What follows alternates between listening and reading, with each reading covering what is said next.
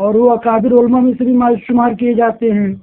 جب ان سے یہ شعر کے بارے میں پوچھا گیا تو انہوں نے قرآن مقدس کی یہ آیت کریمہ پیش کی، لا تجعلوا دعاء الرسول بینکم کا دعاء بعضکم بعض، کہ جس طرح تم ایک دوسرے کو پکارتے ہو، تو اس پر قیاس کر کے اس آیت کریمہ کے تحت انہوں نے فرمایا کہ یہ شعر پڑھنا جائز نہیں ہے.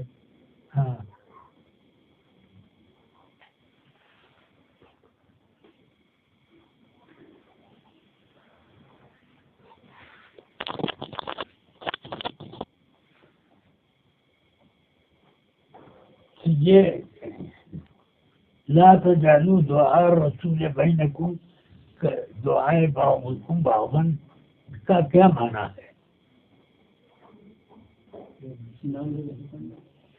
کہ اے فلاں کے باپ، اے فلاں کے بابا، اے فلاں کے دادا، یعنی کہ اس طرح کے جو الفاظ ہیں، جس طرح ہم بعض لوگوں کو پکارتے ہیں رسول پاک علیہ السلام کے لیے اے زہرا کے بابا،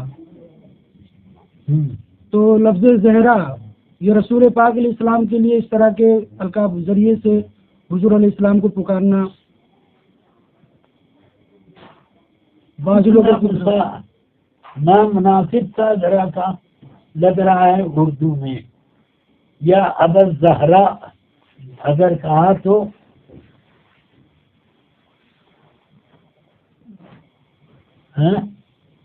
یا ابا زہرا ہے.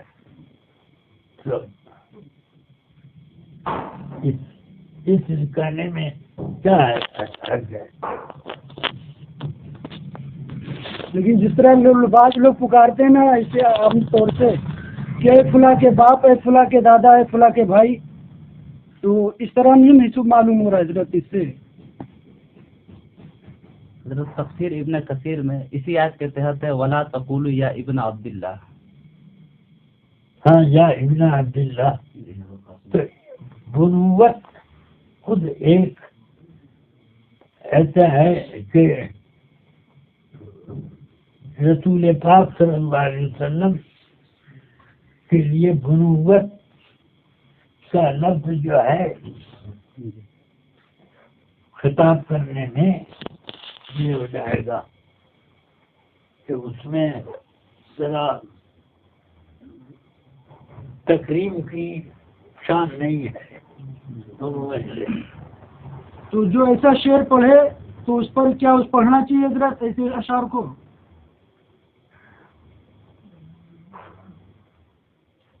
کون سا شعر؟ اے زہرا کے بابا سنے التجا، مدینہ بلا لیجیے. نہیں پڑھنا چاہیے بھائی. اسی طرح ایک شعر ہے اے حسنین کے نانا ہم پہ نظر کرم فرمانا، تو کیا اس پر یہ شعر قیاس کر سکتے ہیں؟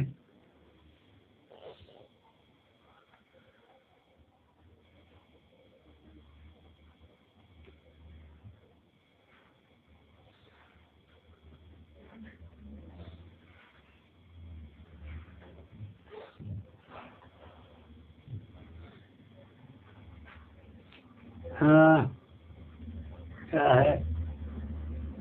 اے حسنین آیت کیا ہے؟ لا تجعلوا دعاء الرسول بینکم کا دعاء نہیں وہ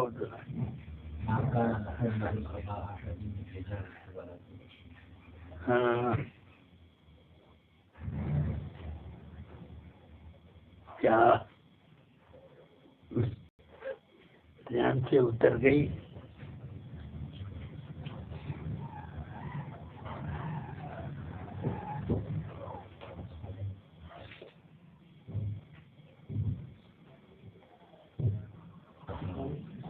حضور مفہوماً عرض کر دیجیے اس کو. محمد اللہ رسول قد خلت من قبلہ الرسل.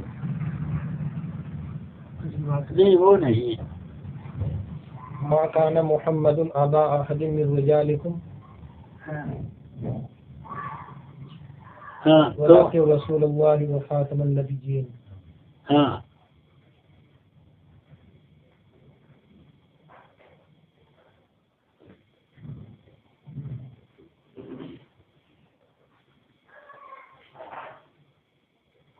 یہ لا تجعلوا دعاء الرسول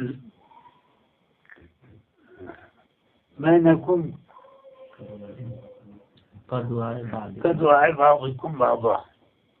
یہ آیت نازل ہوئی تھی یا ابو القاسم کہہ کے کسی نے یعنی یہودیوں نے ایسا کیا تھا کہ حضور تشریف لے جا رہے تھے، یا ابو القاسم کہہ کے پکارا.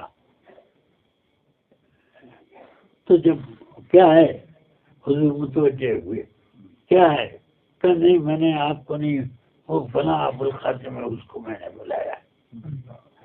تو اس پر یہ آیت نازل ہوئی لا تجعلوا دعاء الرسول بینکم کدعاء بعضکم بعضا، کہ اب آپس میں ابو القاسم کہا کہ پکارتے تھے تو ایسے نہیں پکارنا چاہیے. یا رسول اللہ، یا نبی اللہ، یا سید الانبیاء وغیرہ، یا نبی اللہ، اس طرح سے پکارا جائے گا.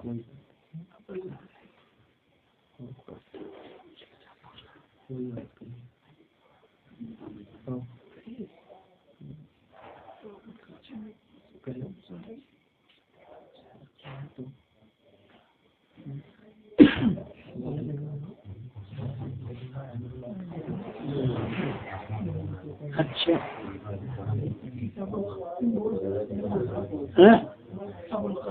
جیسے ابو القاسم کہنے سے منع کیا گیا، ابو زہرا کہنے سے منع نہیں کیا جائے گا.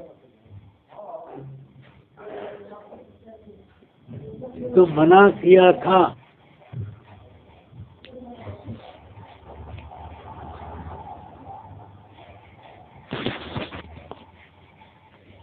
اسی پر تو یہ آیت اتری ہے. یا ابو القاسم کہا کہ ایک یہودی نے یا منافق نے جو بھی ہو پکارا، رسول پاک جا رہے تھے اور اس نے یا ابو القاسم کہا تو حضور متوجہ ہوئے، کیا ہے کہ میں نے آپ کو نہیں بلایا، وہ اس کو بلایا ہے. تو اب اس میں یہ ہوا کہ کنیت سے رسول اللہ صلی اللہ علیہ وسلم کو اس طرح خطاب نہ کرو جیسے آپس میں ایک دوسرے کو کنیت سے خطاب کیا کرتے ہو. ہاں یہ ہوا. حضرت یہ جو آیت ہے یہ والی یا ایھا الذین آمنوا لا تقولوا رائنا وقولوا انظرنا. ہاں کیا یا ایھا الذین آمنوا لا تقولوا رائنا، تو رائنا مت کہو، اس لیے کہ اس میں دو طرح کی نیتیں کرتے تھے. رائن میں خطاب کا الف بڑھا دیا رائنا، اور رائن کے معنی بے وقوف. سمجھ میں آیا؟ تو رائنا ہے بے وقوف. تو اس سے ان کی نیت یہ تھی رائنا سے. تو اس وجہ سے کہ یہ لفظ یہودی یا منافق بولتے تھے تو راہن میں الف اشباع بڑھاتے تھے. سمجھ میں آیا؟ اور مسلمان حضور کو رائنا فرماتے تو ہماری طرف توجہ کیجیے، ہماری رعایت کیجیے. سمجھ میں آیا؟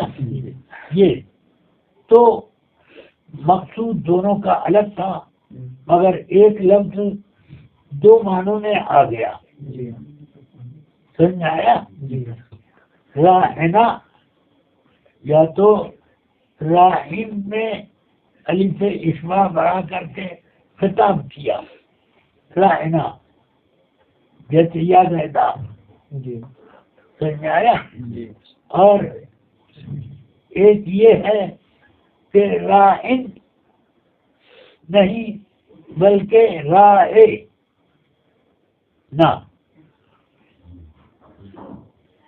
رعایت کیجیے ہماری، سمجھایا؟ جی رعایت فرمائیں ہماری. تو مسلمان بھی یہ کہتے تھے اور وہ بھی رائنا رائنا، یہودی اور منافقین یہ بھی کہتے تھے رائنا، اور وہ مراد لیتے تھے بے وقوف. رائن میں الف اشباع بنایا خطاب کا، رائنا اے رائن، اور رائنا مسلمان بولتے تھے تو رائے فعل ہوا، فعل امر رعایت فرمائیں نہ ہماری. تو اب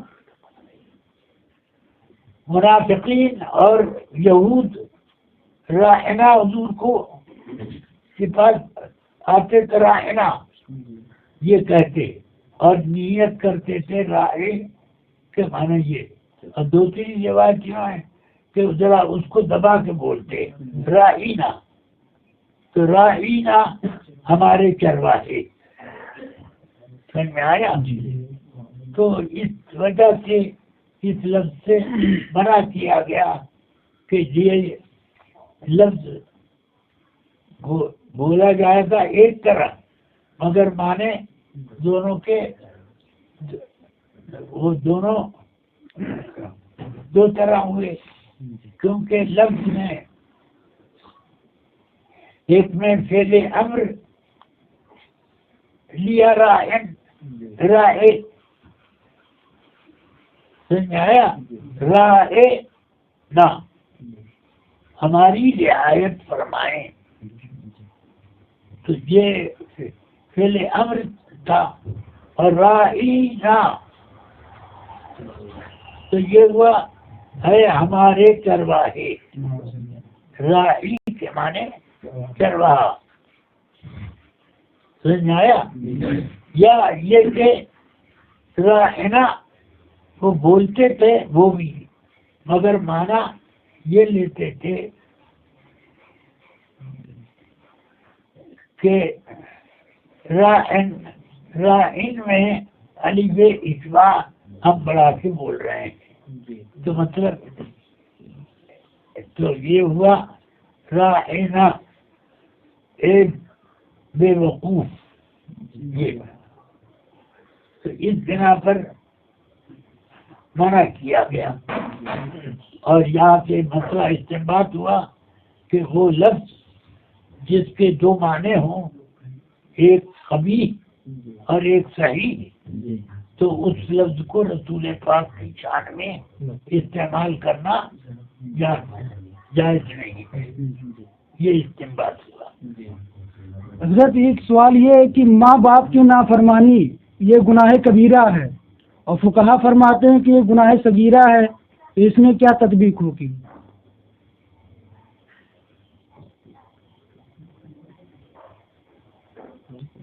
یہ وہ عادت ڈالنا کبیرہ ہے، اور ایک آدھ مرتبہ کا کبیرہ ہے، تو یہی تعبیر ہو سکتی ہے کہ الصغائر